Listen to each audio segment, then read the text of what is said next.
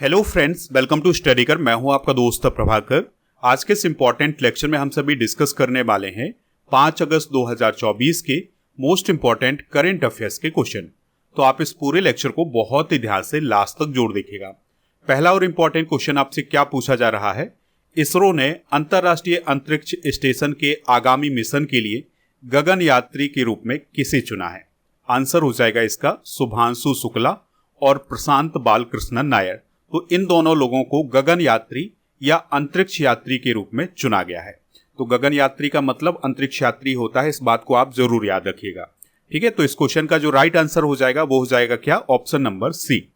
यहां पर बात आई है गोपी थोटाकुरा की, तो इन्हें भी आप याद रखिएगा। यह भारत के पहले अंतरिक्ष पर्यटक बने हैं। तो ये 2024 में ही भारत के पहले अंतरिक्ष पर्यटक बने हैं, तो इनको भी आप नोट कर सकते हैं। चलिए इस क्वेश्चन का डिस्कशन करते हैं। तो इसरो के द्वारा इस साल यानी 2024 में भारत के एक अंतरिक्ष यात्री को अंतरराष्ट्रीय अंतरिक्ष स्टेशन पर भेजना है। तो उसके लिए अभी हाल ही में 2 अंतरिक्ष यात्रियों का चयन किया गया है। अब 2 अंतरिक्ष यात्रियों का चयन क्यों किया गया है, तो एक अंतरिक्ष यात्री हैं मुख्य अंतरिक्ष यात्री, जिनका नाम है ग्रुप कैप्टन शुभांशु शुक्ला। ये उत्तर प्रदेश के रहने वाले हैं। तो ये मुख्य अंतरिक्ष यात्री होंगे, यानी इन्हें ही अंतरराष्ट्रीय अंतरिक्ष स्टेशन पर भेजा जाएगा। लेकिन अगर ये किसी कारण से नहीं जा पाते हैं तो उनके बैकअप के रूप में अंतरिक्ष यात्री कौन होंगे, ग्रुप कैप्टन प्रशांत बालकृष्णन नायर। तो इसलिए अभी 2 अंतरिक्ष यात्रियों को चुना गया है। अब इनकी ट्रेनिंग होगी और फिर इनको इस साल अंतरिक्ष स्टेशन पर भेजा जाएगा। इस मिशन के लिए कौन कौन काम कर रहा है, तो इसरो और नासा ये दोनों मिलकर के काम कर रहे हैं। तो इसरो आपको पता है कि भारत की अंतरिक्ष एजेंसी है और नासा अमेरिका की अंतरिक्ष एजेंसी है। अब सवाल आता है कि ये जो अंतरिक्ष यात्री भेजा जाएगा इसके लिए कौन सी कंपनी काम करेगी, यानी किस कंपनी के द्वारा वहां पर भेजा जाएगा। तो उसका नाम है एक्सिस होम स्पेस। तो इस कंपनी के द्वारा इस अंतरिक्ष यात्री को अंतरराष्ट्रीय अंतरिक्ष स्टेशन पर भेजा जाएगा। अच्छा, ये जो एक्सियोम स्पेस कंपनी है यह नासा के द्वारा मान्यता प्राप्त कंपनी है और इस मिशन का क्या नाम होगा, एक्सियोम 4। चलिए कुछ इंपॉर्टेंट फैक्ट डिस्कस करते हैं। तो अंतरिक्ष में जाने वाले पहले भारतीय कौन है, राकेश शर्मा।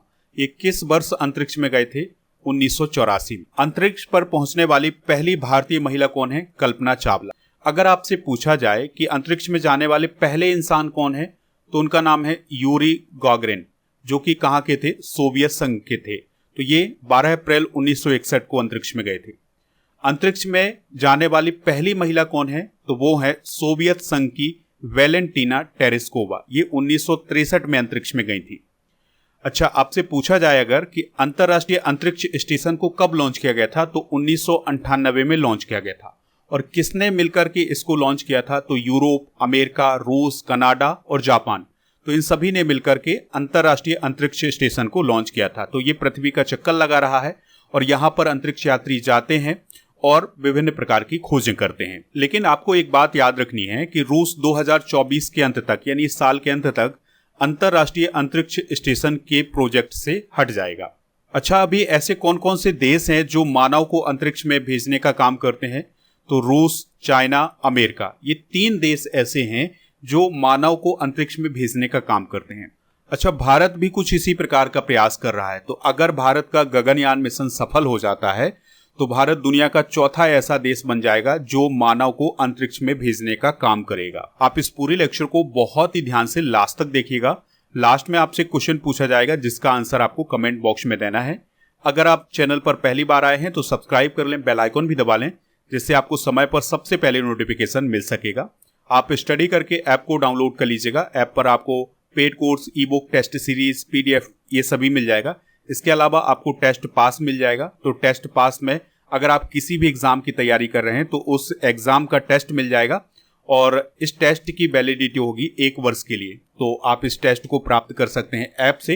ऐप का लिंक डिस्क्रिप्शन बॉक्स में दिया गया है। नेक्स्ट क्वेश्चन है, मुख्यमंत्री मैया सम्मान योजना किस राज्य में शुरू की गई है।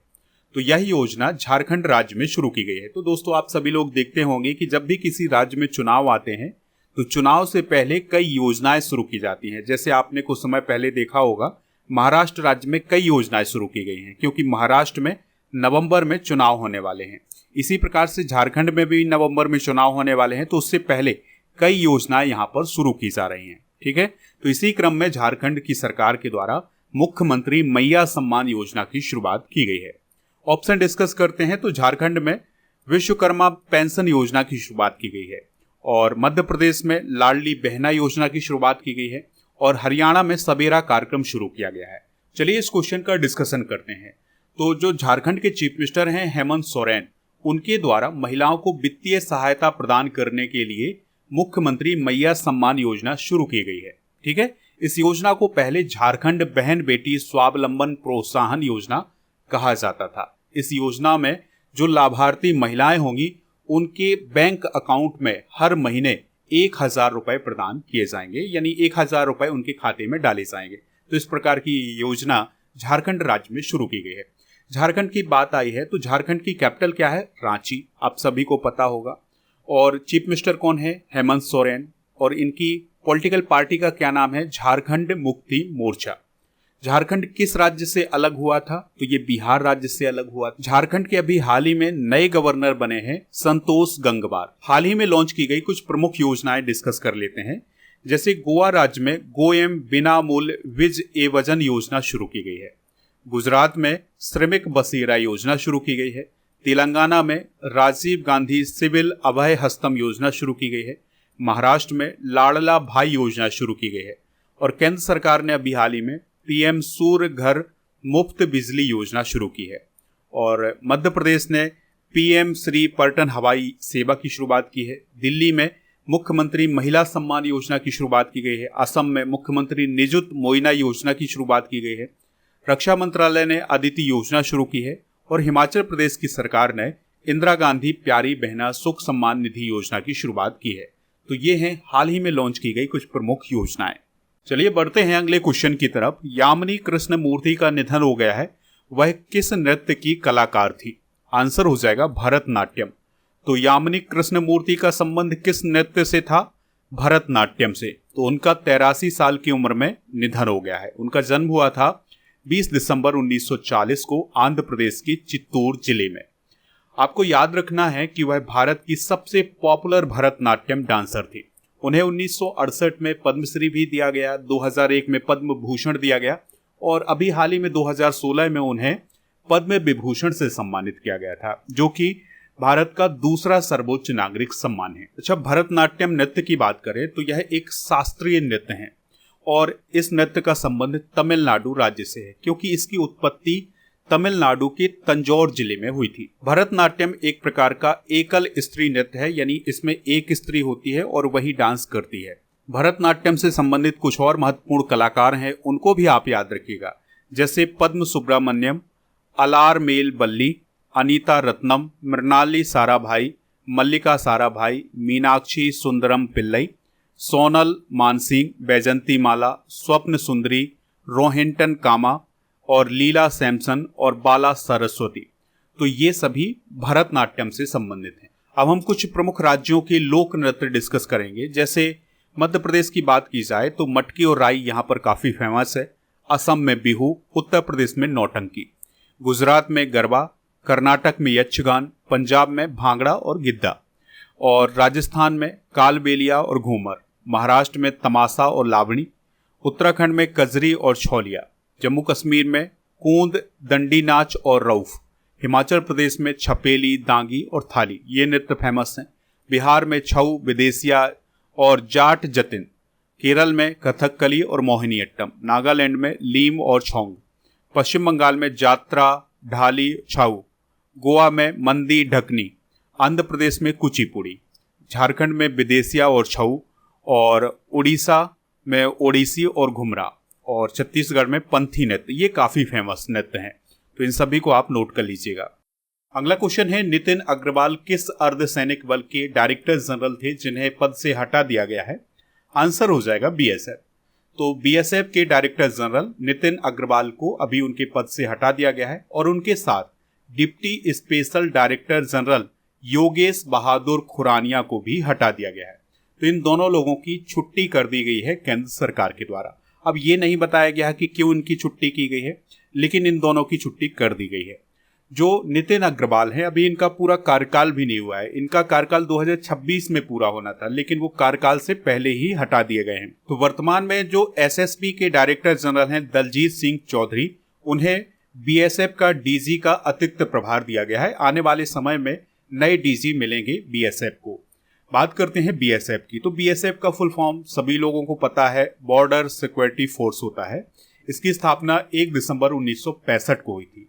जीवन पर्यंत कर्तव्य इसका सिद्धांत होता है और यह केंद्रीय गृह मंत्रालय के अंतर्गत काम करता है। अर्धसैनिक बलों के प्रमुख डिस्कस करते हैं तो एसएसबी के डीजी हैं दलजीत सिंह चौधरी।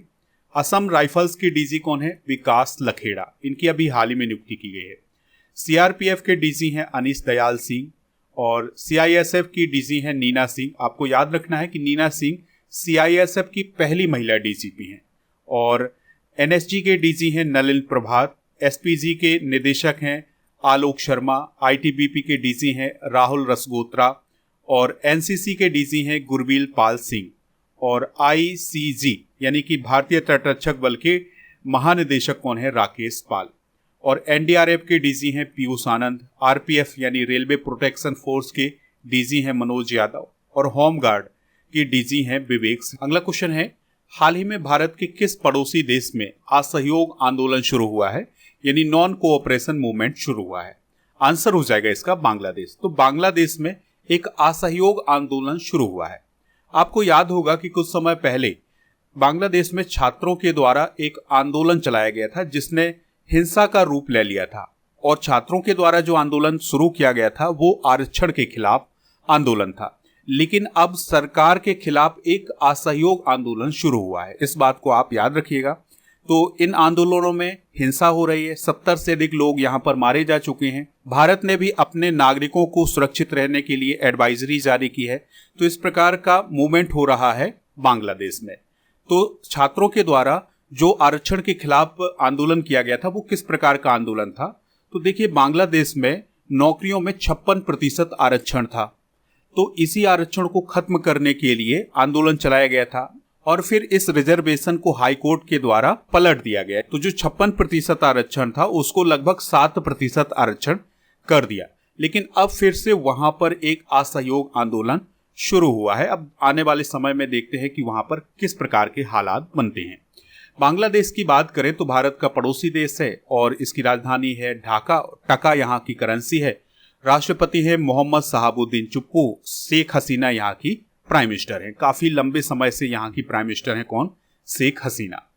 बांग्लादेश की संसद को क्या कहा जाता है? जातीय संसद। बांग्लादेश का निर्माण कब हुआ था? 1971 में। बांग्लादेश अभी हाल ही में कोलंबो सुरक्षा सम्मेलन का 5वां सदस्य बना है, इस बात को भी आप याद रखिएगा। पश्चिम बंगाल, मेघालय, असम और त्रिपुरा और मिजोरम, इन सभी राज्यों की सीमा बांग्लादेश से लगती है। अच्छा, अभी हाल ही में भारत ने बांग्लादेशियों के लिए ई मेडिकल वीजा शुरू करने की घोषणा की है। लेफ्टिनेंट जनरल वेकर उज जमान बांग्लादेश के सेना प्रमुख बनाए गए हैं। आईसीसी महिला टी20 विश्व कप 2024 का आयोजन किस देश में किया जाएगा? बांग्लादेश में। बोंगो सागर अभ्यास भारत और बांग्लादेश के बीच में होता है और संप्रीति अभ्यास ये भी भारत और बांग्लादेश के बीच में होता है। अच्छा, टाइगर सार्क 40 अभ्यास बांग्लादेश और अमेरिका के बीच होता है, इस बात को आप याद रखिएगा।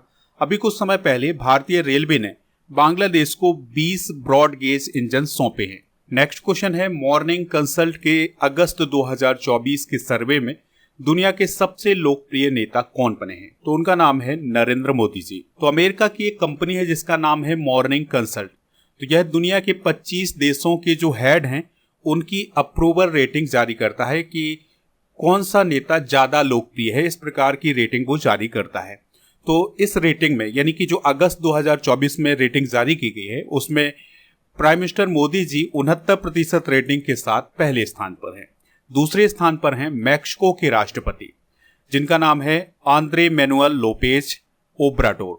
और तीसरे स्थान पर हैं अर्जेंटीना के राष्ट्रपति जेवियर मिलेई। ठीक है, और पहले स्थान पर तो कौन है? पीएम मोदी जी। तो आप पहला, दूसरा, तीसरा स्थान याद रख सकते हैं, बाकी आपको याद रखना नहीं है। फरवरी में भी ये सर्वे जारी किया गया था, तो उस समय 78% रेटिंग के साथ दुनिया के सबसे लोकप्रिय नेता कौन थे? Prime minister Modi ji. आपको एक और पॉइंट याद रखना है कि अभी एक्स पर यानी ट्विटर पर पीएम मोदी जी के 100 मिलियन फॉलोवर्स हो गए हैं और भारत के वो पहले ऐसे नेता हैं जिनके 100 मिलियन फॉलोवर्स हैं ट्विटर पर। यह फैक्ट भी आप नोट कर लीजिएगा। चलिए कुछ रिपोर्ट और रैंकिंग डिस्कस कर लेते हैं। तो अभी हाल ही में हेनले पासपोर्ट इंडेक्स 2024 जारी किया गया था, जो कि जुलाई 2024 का संस्करण था। तो इसमें पहले स्थान पर सिंगापुर था और भारत का 82वां स्थान था। Henley private wealth migration report 2024 को अभी हाल ही में जारी किया गया था। तो इसमें यह बताया गया था कि 2024 में भारत से 4300 करोड़पति निकल करके दूसरे देशों में बस सकते हैं और टॉप 10 देशों की लिस्ट में तीसरे स्थान पर रखा गया था भारत को। ठीक है, और चाइना पहले स्थान पर था। चाइना के लगभग 15,200 मिलेनियर्स निकल करके दूसरे देशों में बस सकते हैं, ये इस रिपोर्ट में कहा गया था। लॉजिस्टिक्स परफॉर्मेंस इंडेक्स अभी हाल ही में विश्व बैंक के द्वारा जारी किया गया है। तो इसमें भारत 38वें स्थान पर है और पहला स्थान सिंगापुर का है। टॉम ट्रैफिक इंडेक्स 2023 में पहले स्थान पर लंदन और बेंगलुरु का 6वां स्थान और पुणे का 7वां स्थान रहा है। वर्ल्ड साइबर अपराध सूचकांक 2024 में भारत का 10वां और पहला स्थान रूस का रहा है। यात्रा एवं पर्यटन विकास सूचकांक 2024 में अमेरिका का पहला और भारत का 39वां स्थान रहा है। अगला क्वेश्चन है, भारत की युद्धपोत INS तवर ने किस देश के साथ एक समुद्री साझेदारी अभ्यास में हिस्सा लिया है? आंसर हो जाएगा इसका रूस। तो भारत का एक युद्धपोत है जिसका नाम है INS तवर। तो ये अभी हाल ही में रूस पहुंचा हुआ था। तो रूस में रूसी सेना का जो एक जहाज जिसका नाम है सोब्राजिटेल्नी, तो उसके साथ समुद्री साझेदारी अभ्यास किया है। इसके अलावा भारत के इस युद्धपोत ने रूस के 328वें नौसेना परेड में भी हिस्सा लिया था। तो इस बात को भी आप याद रखिएगा। INS तवर को भारतीय नौसेना में 2004 में शामिल किया गया था। चलिए कुछ प्रमुख युद्ध अभ्यास डिस्कस करते हैं। जैसे गगन सेकंड अभ्यास का आयोजन भारतीय सेना और वायुसेना के बीच हुआ था। टाइगर ट्रायम्फ अभ्यास भारत अमेरिका के बीच होता है। नसीम अलबह भारत ओमान के बीच। साइक्लोन भारत इजिप्ट के बीच।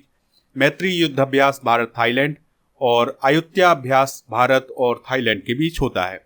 दोस्ती युद्ध अभ्यास भारत मालदीव श्रीलंका और मित्र शक्ति भारत और श्रीलंका। समुद्र शक्ति भारत और इंडोनेशिया। अग्नि वॉरियर भारत सिंगापुर और विनबैक्स अभ्यास भारत और वियतनाम के बीच होता है और काजिंद अभ्यास भारत और कजाकिस्तान के बीच होता है। चलिए बढ़ते हैं अगले क्वेश्चन की तरफ। बहुत ही इंपॉर्टेंट क्वेश्चन है। इस क्वेश्चन को तो आप नोट ही कर लीजिएगा क्योंकि ये क्वेश्चन पूछा ही जाएगा आपके एग्जाम में। गोल्डन स्लैम पूरा करने वाले दुनिया के 5वें टेनिस खिलाड़ी कौन बने हैं? तो उनका नाम है नोवाक जोकोविच। तो सर्बिया के टेनिस खिलाड़ी हैं कौन? नोवाक जोकोविच। तो उन्होंने पेरिस ओलंपिक 2024 के अंदर पुरुष एकल में गोल्ड मेडल जीत लिया है। तो जैसे ही उन्होंने गोल्ड मेडल जीता है, इसके साथ ही वो गोल्डन स्लैम पूरा करने वाले दुनिया के 5वें खिलाड़ी बन गए हैं। अब आपके माइंड में सवाल आ रहा होगा कि ये गोल्डन स्लैम क्या होता है?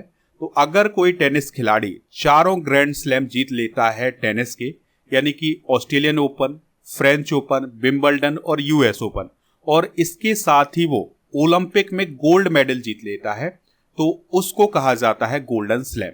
तो देखिए, नोवाक जोकोविच ने ऑस्ट्रेलियन ओपन कई बार जीता हुआ है, फ्रेंच ओपन जीता हुआ है, विंबलडन ओपन जीता हुआ है, US ओपन जीता हुआ है। इसके साथ ही उन्होंने पेरिस ओलंपिक 2024 के अंदर गोल्ड मेडल जीत लिया है। इसलिए उन्हें क्या प्राप्त हो गया है? अब गोल्डन स्लैम प्राप्त हो गया है, यानी उन्हें एक नया खिताब दिया गया है। तो नोवाक जोकोविच के अलावा और कौन कौन से खिलाड़ी हैं टेनिस के जिन्हें गोल्डन स्लैम प्राप्त हुआ है?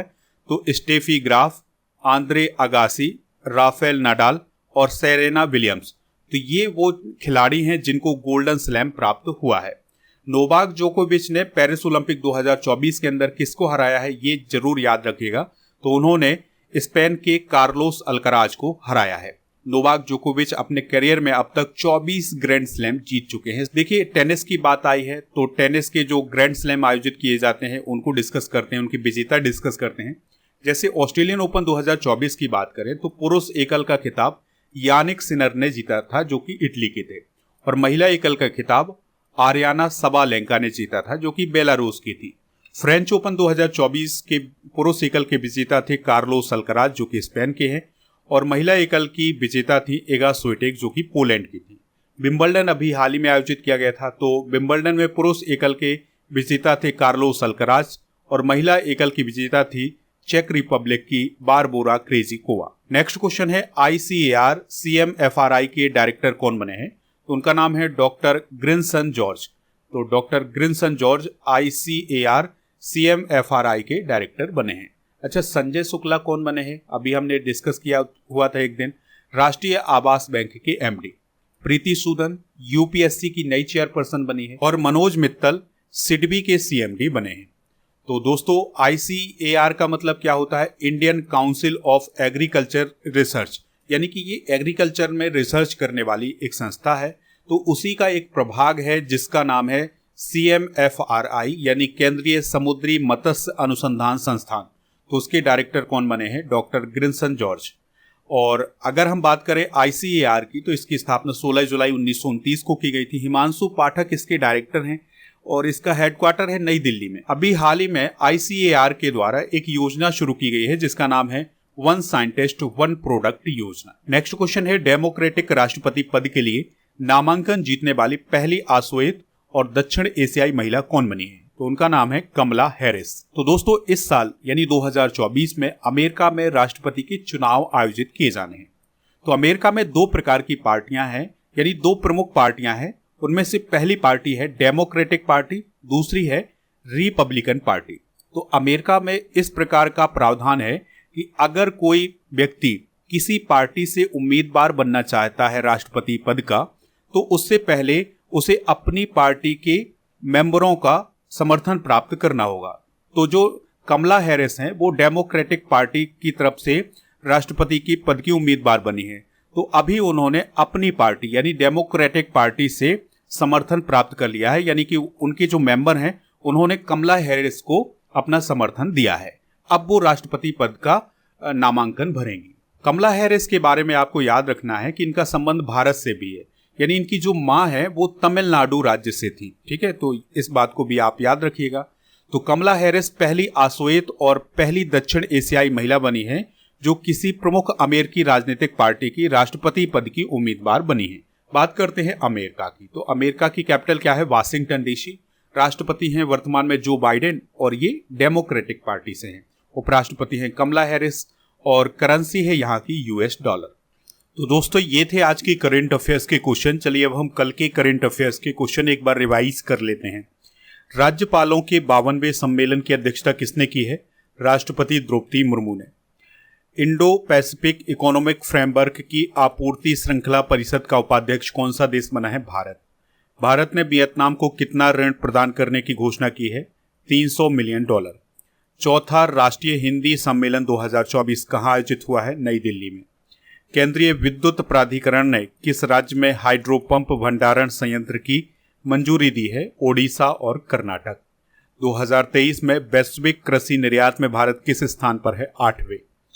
विश्व शिल्प शहर प्रमाण पत्र प्राप्त करने वाला भारत का चौथा शहर कौन बना है? श्रीनगर। हाल ही में किस देश ने इंस्टाग्राम पर प्रतिबंध लगा दिया है? तुर्की। भारत ने किस देश को कांडला और विशाखापत्तनम बंदरगाह के उपयोग को मंजूरी दी है? मालदीव। भारत की सबसे कम उम्र के ओलंपिक रेफरी कौन बने हैं? काबिलन साई अशोक। आज के जनरल नॉलेज के पिटारे में हम राज्यों के स्थापना दिवस डिस्कस करेंगे, जैसे बिहार दिवस 22 मार्च, गुजरात दिवस 1 मई, झारखंड दिवस 15 नवंबर, महाराष्ट्र दिवस 1 मई, ओडिशा दिवस 1 अप्रैल, राजस्थान दिवस 30 मार्च, सिक्किम दिवस 16 मई, तेलंगाना दिवस 2 जून, उत्तर प्रदेश दिवस 24 जनवरी और अरुणाचल प्रदेश दिवस 20 फरवरी को मनाया जाता है। दोस्तों, कल के करंट अफेयर्स यानी वीकली करंट अफेयर्स में आपसे पूछा गया था कि क्रिकेट महिला एशिया कप 2024 का खिताब किसने जीता है? तो ये श्रीलंका ने जीता है भारत को हराकर। तो लगभग सभी लोगों ने इसका आंसर श्रीलंका बताया हुआ है। आज का क्वेश्चन है आपके लिए, कथकली किस राज्य से संबंधित है? जो भी इसका राइट आंसर हो कमेंट बॉक्स में जरूर बताएं, हमें इंतजार रहेगा आपके आंसर का। आप हमारे टेलीग्राम चैनल को ज्वाइन कर लें, वहां पर आपको PDF मिल जाएगा। टेलीग्राम चैनल को ज्वाइन करने के लिए आपको टेलीग्राम पर जाना है और स्टडीकर ऑफिशियल सर्च करना है तो चैनल मिल जाएगा, इससे ज्वाइन हो जाना है। जब आप हमारा ऐप डाउनलोड करेंगे तो वहां पर आपको monthly current affairs, yearly current affairs, 6 month के करंट अफेयर्स की ई-बुक मिल जाएगी। इसके अलावा GK GS की ई-बुक भी आपको वहां पर मिल जाएगी। मैराथन क्लास की ई-बुक भी आपको वहां पर मिल जाएगी। ऐप पर डेली करंट अफेयर्स का टेस्ट आयोजित किया जाता है, तो इससे भी आप वहां पर ऐड हो सकते हैं। जुलाई 2024 के मंथली करंट अफेयर्स की ई-बुक हिंदी और इंग्लिश दोनों मीडियम में लॉन्च कर दी गई है, तो इसको आप ऐप से प्राप्त कर लीजिएगा। इसके अलावा ईयरली करंट अफेयर्स की ई-बुक भी आपको ऐप पर मिल जाएगी, तो इसको आप वहां से प्राप्त कर सकते हैं। दोस्तों, आप हमारे व्हाट्सएप चैनल और इंस्टाग्राम पेज को भी फॉलो कर सकते हैं, इनका लिंक डिस्क्रिप्शन बॉक्स में दिया गया है। अच्छा, 4 अगस्त 2024 को जो टेस्ट आयोजित किया गया था उसके रिजल्ट की बात करें तो पहले स्थान पर शालिनी, दूसरे स्थान पर शालिनी मिश्रा, तीसरे स्थान पर आनंद, चौथे स्थान पर हरीश, पांचवें स्थान पर गौरंगा, छठे स्थान पर अभय, सातवें स्थान पर विक्की कुमार और 8वें स्थान पर फारूक अंसारी, 9वें स्थान पर प्राची साहू और 10वें स्थान पर सौरभ कुमार थे। तो इसी प्रकार से आप भी टेस्ट दे सकते हैं ऐप पर, आपका भी नाम यहाँ पर हो सकता है। तो ऐप डाउनलोड करिए, वहां पर आप टेस्ट जरूर दीजिएगा।